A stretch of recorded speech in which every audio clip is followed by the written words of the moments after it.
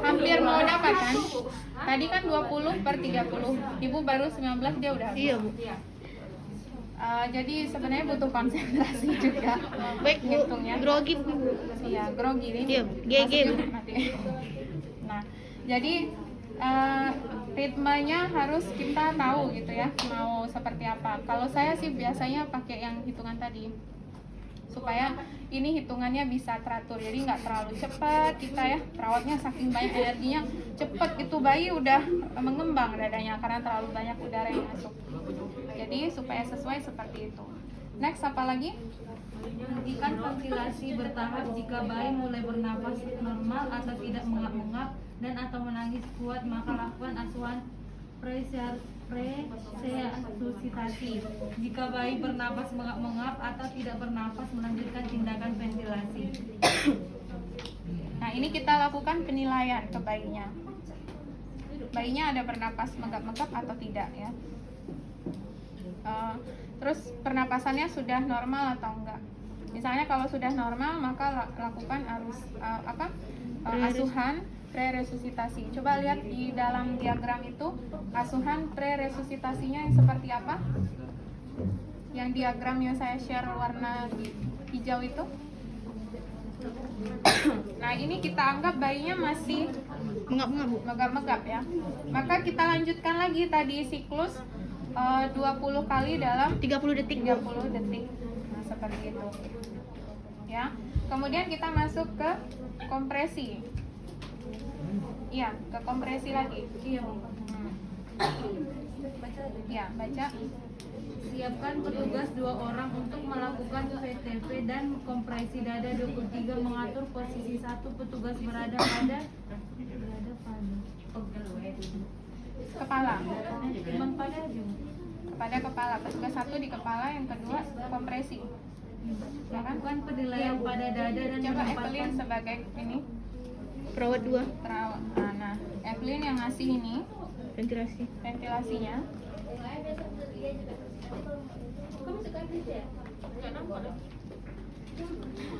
Enggak kelihatan ya. Nah,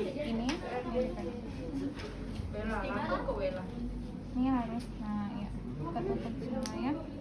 Baik, Bu. Nah, saya sebagai perawat yang akan memberikan kompresi ya. Kompresinya itu di dinding dada pasien. Saya lupa ya, di sternum. di atas yang Di atas di mana? Sternum. Prosesus sipoideus. Iya itu, Bu. Susah juga, Bu. Ya, nanti saya share ya materinya di Baik, mana letak kompresi itu supaya nggak salah. Oke. Jadi ini dilakukan kompresi ya, kita nilai di mana lokasi untuk kompresi, yaitu di 2 jari di atas prosesus sipoideus. Maka di sini ini nggak ada prosesus sipoideusnya, tahu yang beruncing itu? Iya, Bu. Iya, yang orang bilang ulu hati itu ya. Nah, itu jadi dua jari di atas itu, kemudian tangan kita boleh kayak gini, yang penting dia sejajar. 2 jari kayak gini. harus sejajar gini. Jadi ada 2 metode kayak gini, satu Kayak jempol ya, Bu. Iya, tapi kalau kayak gini kan agak susah ya, karena bayinya besar. Tapi atau seperti ini, 2 jari naruh di sini. Nah, ini harus berirama juga.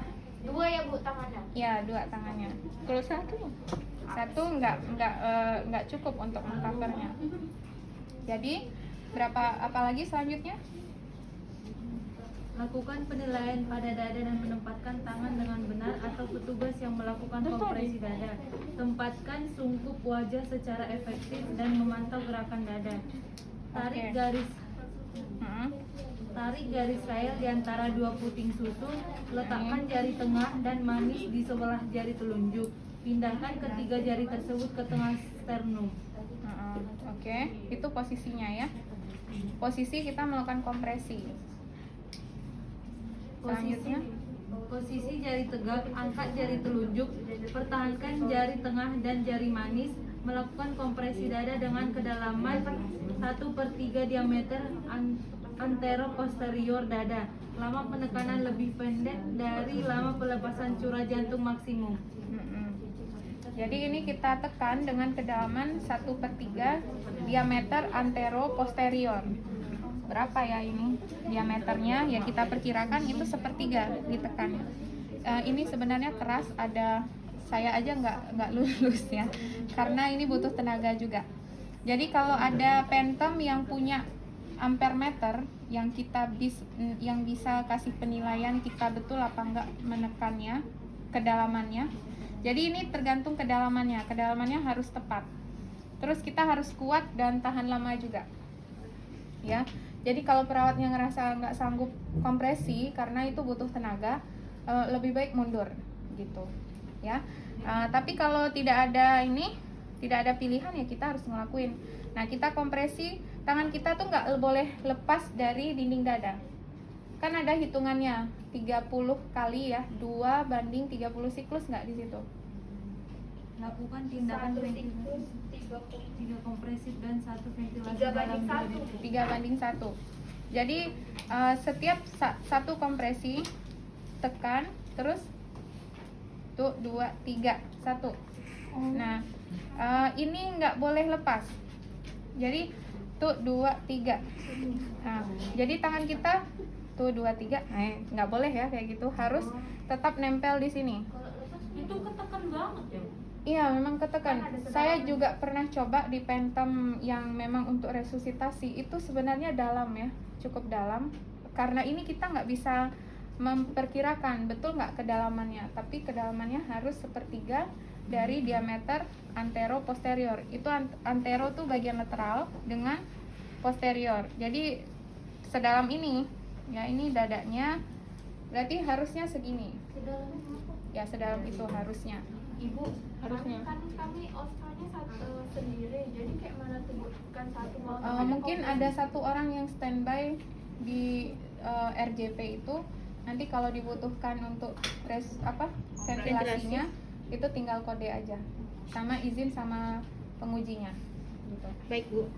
Nah, ini kalau satu orang bisa, tapi itu memakan waktu ya. Karena kita habis kompresi kita megang ini nggak bisa kalau satu orang gitu. Nah, ini 3/1, 3 kompresi, 1 ventilasi Bu. 1 ventilasi.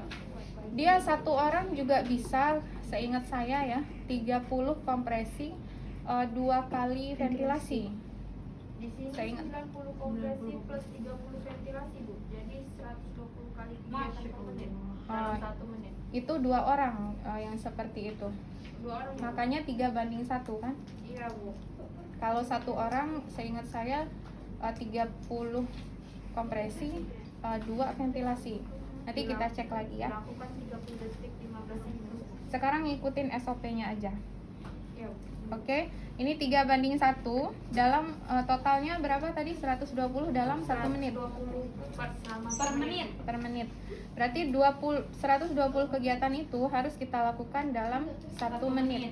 Berarti satu kegiatan itu 2 detik ya hitungannya. 1, 2. Makanya di sini 1, 2, 3, 4, 5, 6, 7, 8, 9, 10. Ini tiap saya ngitung 3 dia mompa 1. Coba ulang. 1, 2, 3.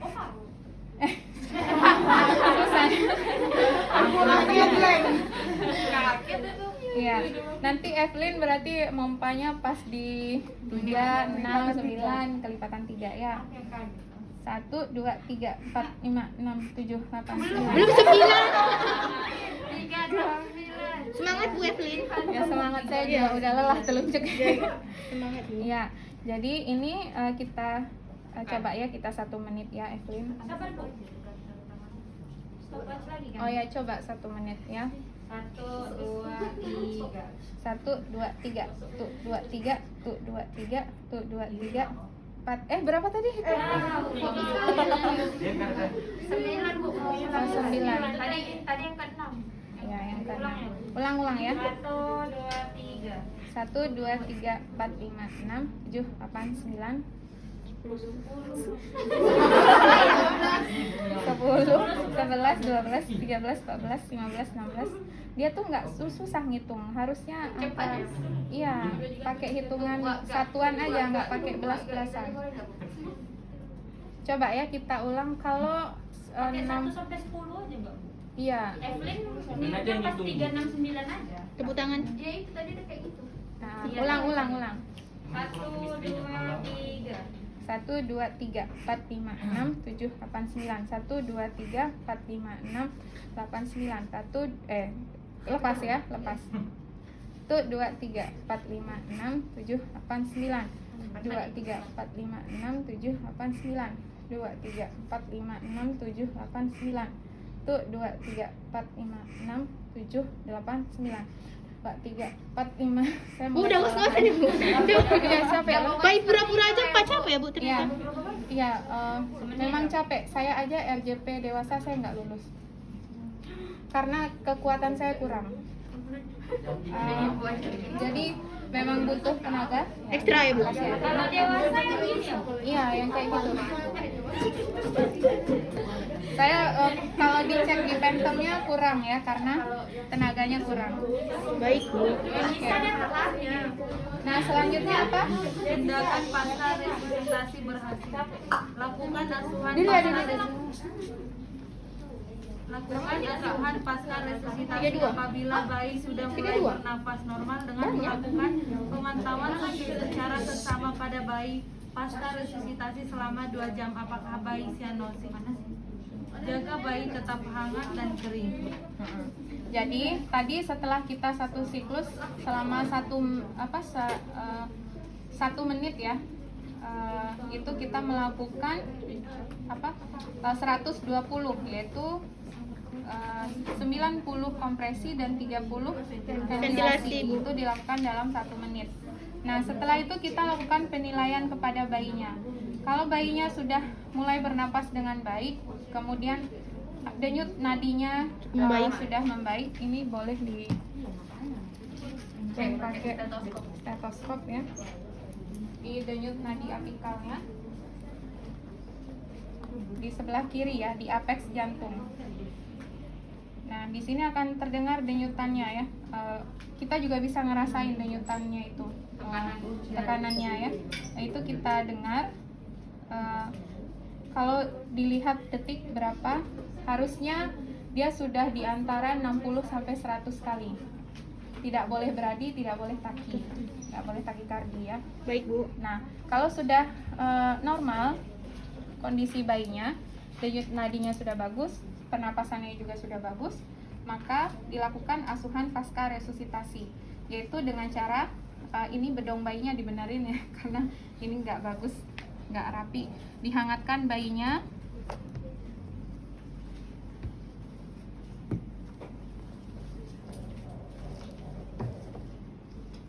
Oh, ini bayinya kegedean.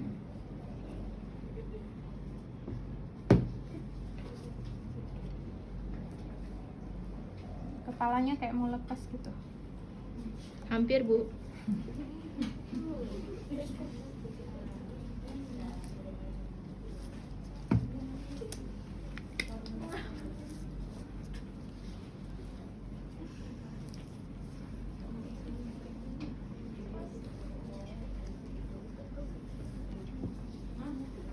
Nah, dihangatkan, itu udah pakai topi ya, harusnya dari awal tadi udah pakai topi.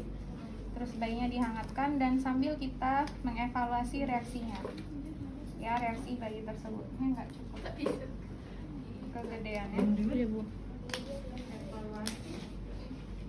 Evaluasi apa, Bu? Bayinya. Itu berupa pernapasannya. Nadi. Monitor ya, di monitor pernapasan harus dalam batas normal, maksimal 60 kali pernapasannya.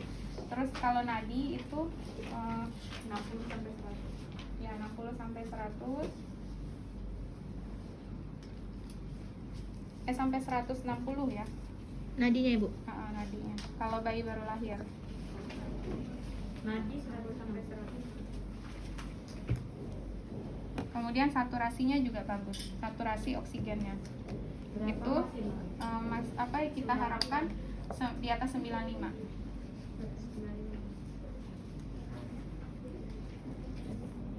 Ya, ini penyambung bedong. Baik, Bu. Terus baru kita kalau sudah stabil itu bisa dicek dengan stable. Stable. Baru stable ya. Stable itu apa ya? Bentar. Sugar gula darahnya sudah normal. Kemudian temperaturnya sudah normal. Ini harus dicek ya temperatur bayinya. Dari awal tuh harus dicek. Kalau dia teridentifikasi hipotermi, bisa jadi dia megap-megap tuh karena kedinginan. Gitu. Catat lagi temperaturnya. Temnya harus ada alat temperatur karena diukur. Temnya di awal sama di akhir ya? 36,5 sampai Ya, di awal tadi. Pas dia lahir udah dikeringkan, harusnya kita udah pasang cek untuk monitor nadinya ya, sama ukur suhunya. temnya Baru terakhir sih, Dok. Heeh. temnya 36,5 sampai 37,5 ya? Iya. Nah, setelah itu kalau T itu untuk temperatur stable. RW-nya sudah paten, nggak ada lagi lendir di sana, ya artinya nggak ada lagi sumbatan di RW-nya. B bloodnya RR apa? 6%. Nadinya sudah dalam batas yang normal. Kemudian stable. B blood. E itu ibunya sudah dapat dukungan emosional, support emosional, emotional support. Nah, jadi itu stable. Kalau sudah terpenuhi dalam kondisi yang bagus, maka bayi ini baru boleh ditransfer ke ruang perawatan bayi atau ruang neonatus. Jadi ini diletakkan di dalam inkubator.